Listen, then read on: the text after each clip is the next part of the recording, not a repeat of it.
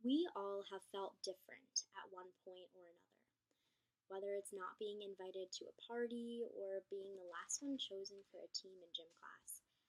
Everyone, in their own sort of way, knows what it feels like to be considered an outsider.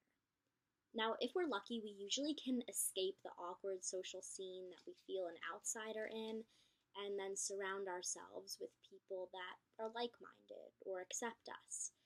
However, for some people, it's harder to find that outlet than others. Level, an organization at my university that aims to, quote, level the playing field among students at Villanova who are differently abled, provides a glimmer of hope and a safe space for inclusion. Students with any disability, ranging from full body paralysis who need a full time aid, or even slight cases of autism, can come to Levels meetings and social events.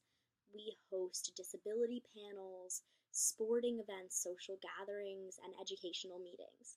We balance having fun and learning about different disabilities and how to overcome them.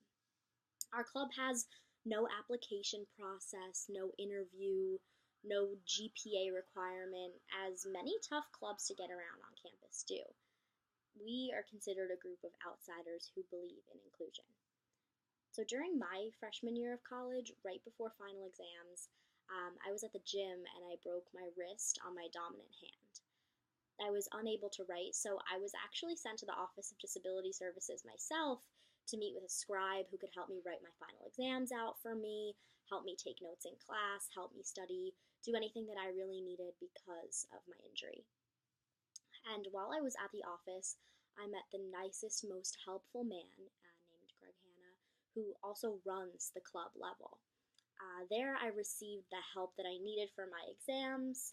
People were there to write for me, but also just to talk to me about what I was going through, about maybe it was hard to study because I was in a lot of pain, and just provided an overall sense of motivation and confidence for me.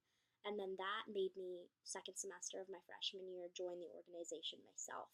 So I would be able to give back to others within the club and be that sort of mentor and tutor and friend that I received when I was on the differently abled side of the spectrum.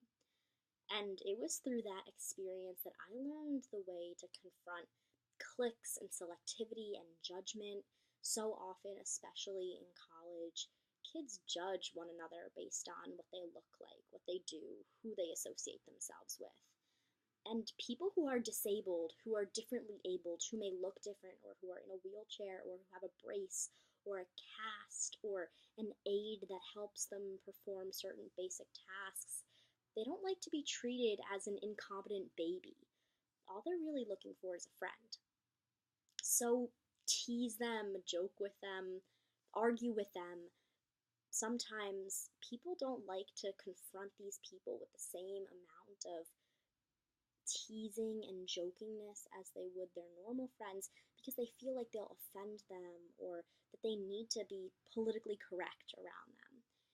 But when I've talked to certain members of Level with the same respect and sarcasm that I use in my daily tone, they've actually admired that more than I thought.